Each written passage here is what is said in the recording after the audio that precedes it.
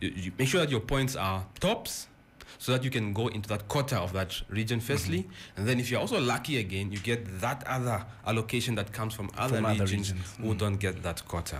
And then now, the University of Namibia School of Medicine is experiencing a high number of demand for admission annually, with up to almost 2,000 applicants received every year. Now, many students are unaware of the selection and admission criteria, and joining us in studio this afternoon on MYD Smart is University of Namibia Public Relations and Media Operations Manager Simon Namesho to give us insight on how the admission process works and what requirements are needed to be admitted at the School of Medicine, the University of Namibia. Simon, thank you so much for joining us again here on 99. Thanks very much, Skrypt. It's quite nice to be back here in your lovely studio. Let's dive into it. What are the challenges from your perspective that are faced by the university, specifically in terms of admissions? Because everyone has the one view on the one side, but internally, what are the challenges? Yeah, Skrypt, I think for us, it's the space limitation, okay? And then the high demand, particularly for the program of medicine in the School of Medicine at Helgenkop campus. Just to give an idea, as you said in our intro, you get about 2,000 applications annually, give or take, and then you have to, out of that, you have to take 70 students out of that. This is different for other courses. Hey, other courses take about 500 students, 300 students as first-year students. This one doesn't, take only 70. There's a reason for that. We have to work backwards on why we have that 70. Students that are doing medicine go for practicals in hospitals. And when you go for practical in the hospitals, you follow a qualified doctor. And the certain hospitals need to be accredited by the Health Professional Council of Namibia, and then the council has approved about 7 hospitals countrywide. Before there were about 3 of them, but they've gone up since last year, September, October. So within those, you follow a doctor to give you practicals. So the moment you have limitation at that end, so that speaks all the way back to what you can fit into there. If you have, for example, 500 first years doing medicine, where will you put them for practicals? So that's the question. So that's a challenge we always have, and that's the riddle that we always have to solve, and we have to find a formula to go around to get 70 out of 2,000 applications. That's our biggest challenge. And explain to us the selection criteria and admission criteria. How does that work? Okay, cool.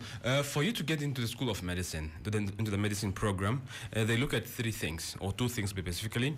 It's your academic performance in your matric or in grade 12, your AS level. Okay, that's 1. Then 2, we look at which region you come from or the last school attended. Okay, that comes from the basis of, say, that the argument is to say we hope and believe that when you are done studying this course, you can go back into any of the where you are coming from, where you schooled, so that you can take back that needed expertise in those regions, in those pockets of Namibia that is much needed. That's why we are trying to, as much as possible, to adapt and absorb from each region. Because for argument's sake, if we're just going to go on top performance alone, 1 or 2 regions in the country will fill that 70 easily. So and you don't want to say if you do that, what about the other 12 regions? Will they get that expertise in the long run? That's the aim for that. Okay, so those are the 2 things: your performance in grade 12 and which region you come from. For argument's sake, if you have a certain region that has top performers, let me say we have maybe 20 learners that have 44 points, and then you have a region that has maybe 2 learners that have 35 points, and they have applied into medicine. Because of a quota system that we are using for each region, if your region quota has not been met and you have met the minimum admission criteria to go into medicine, you will come through that, and that region that has about 20 people and has a quota of 8 people to go in, the 8 will go in, but the remainder might not go in yet.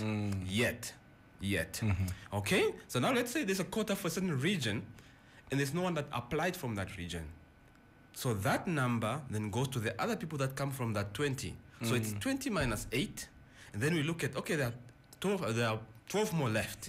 Then this region doesn't have an applicant, so we take that and we give it to that region. Again, this region has a quota of 3, only 1 applied, there's 2. Again, we take from that and we give that. So that's how it goes. But it goes on top performer.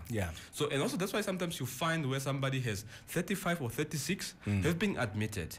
Maybe the question you should ask is, from which region did you come from or last school attended, that's maybe the gateway you came through. So that's why I know. So I have 44 and this guy has 28, not 20 for goodness sake. You have 37 and they are in the school of medicine and I have high points. Why is that? So it comes from that quota aspect. I'm just trying to simplify it so that our listeners can understand that. No, it makes sense, and it makes sense for ultimately where the operations and where the knowledge is going to be distributed, and it's trying to level out in the long run. In the long run. What subjects should one have, and what is the pass rate and points needed for said subjects? All right, awesome. Yeah, so if I can just take time so I can go through this. Yeah. So there are a couple of options that you can go through into the School of Medicine. Number one, we have what you call new curriculum and old curriculum at high school. Yeah. The higher level, ordinary level. And then you have now the last two years where you have now the AS level. Yeah. Okay, I'll go through the new curriculum, the one of the AS. Okay. What you need is a minimum of 35 points in 5 subjects, okay, on the UNAM evaluation scale. And I repeat that, on the UNAM evaluation scale. You could say I have 35 points in 5 subjects, maybe on a different university scale, not on the UNAM one. You might calculate I have 60 points or I have 38 points, but not on the UNAM evaluation scale. So bear that in mind. We always have people coming to us with strong cases. I have 49 points in 5 subjects. Take me now. Strong case, wrong argument. There we go. So that's the basic and the minimum. Yeah. All right. So in English, you need now, in addition to the following subject and grades, you'll be required to, with a minimum B symbol or better on an SSC ordinary level, or a C with a minimum of 37 points, or a minimum C, the small c, or better on SSCAS level. That's your AS level. Okay. Now, specifically on the modules that you need, maybe the language that high school use is to say, you come from the science field, is social field, or commerce field. Okay. From these 3 fields, you can only come from one, the science field. Okay, and while you're doing science, make sure that you're doing the following subjects and get the following symbols. All right, you need a biology and with a minimum of a B or better on AS level, mathematics with a B or better on AS level, and then either chemistry and physics with a C or better on AS level. So that means that if you are doing already social sciences at high school, or you're doing commerce, and your aspiration is to go and do medicine, unfortunately, you are not able to go in because you don't have that science background. Yeah. All right. So moving on to the what you call old curriculum, the one that had higher level and ordinary level. Certain, of course, the learners would know themselves already that, no, me, I did ordinary level, high level time. Me, I'm on the AS level time. And then some people are coming all the way back from HICSI and ordinary and all that. So, okay, cool. Old curriculum, you need, in addition to the following subject, you need a minimum of 35 points in 5 subjects on the UNAM evaluation scale again. English with a B symbol or better on ordinary level, or a C symbol with minimum of 37 points, or a score of grade 3 or better on higher level. All right? And then again comes the science background with 3 subjects, biology or life science that time, with a minimum of B symbol at ordinary level or grade 2 or better at higher level. And then you have also physical science or chemistry with a minimum B symbol or better on ordinary level or a grade 2 or better on higher level. That's the 2. The third one, and this is also O. It's not and, it's O. So new curriculum or old curriculum. In addition to.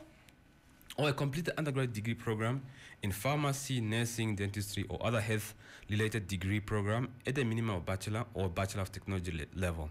So meaning that in simple terms, you should already have acquired one or a degree in one of those areas, and then you can still also apply to go in there as well. Okay. And then I can also look at and touch on to say, you can also join the School of Medicine program as a transfer student from other programs in the School of Faculty of Health Sciences. Okay, in the Faculty of Health Sciences, we have other courses like dentistry, pharmacy, nursing, etc. So you can also transfer from those courses into the medicine program. Or if you are transferring students from other medicine programs, from other institutions or universities outside Namibia or outside UNAM, and you want to do this. So if you are transferring from a different university, you can as well also enter that. Same applies, like different university nursing, for example. 100%. Okay. 100%. And then lastly, we always get this question that if I want to apply through mature age entry, all right, is that possible to go to medicine? The answer is no. The program does not take applications for mature age entry or applicants. Okay, and then I think this is also a big one. To say meeting the above student admission criteria does not necessarily ensure admission. All right. So if you say no, okay, I pray that I get 35 points with all those minimum symbols, I am in.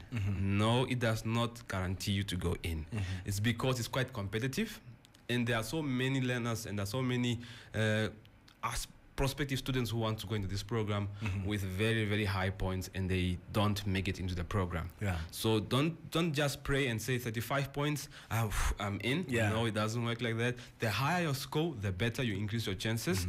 And usually also when you come from a different region with your quota, then your chances are also higher. Yeah. So for argument's sake, if you are from Commerce region and you are competing to go into medicine, you make sure that your points are tops, so that you can go into that quota of that region firstly. And then if you're also lucky again, you get that other allocation that comes from other regions who don't get that quota. And then also important, very important, is that only applicants or learners that have applied for medicine as a first choice will be considered for selection into the program. Okay, what does that mean? When you apply to UNAM, you are given that luxury of choice. You have a first choice, like I want to do medicine. Oh, cool. Maybe if I don't get into medicine, what other course can I go into? Then your second choice is pharmacy. All right. If you happen to put medicine as a second choice, they don't even look at your application. Why? It's because people who have put it as first choice are already 1,000 plus. Yeah, and the priority. There we go. Yeah. So if you say, maybe I can go into medicine, unfortunately, we can't help, we can't entertain maybe second choices because of already that high demand. Yeah. So I took a little bit of much time, but that's the crack of the matter. But even the details are also on our prospectus for the school, available on our website, www.unam.edu.na.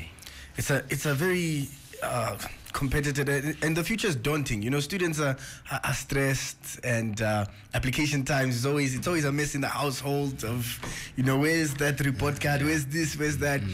Just Simon, just lastly, just some parting advice for students out there, maybe not even academically, because it is a very challenging and a very stressful time period.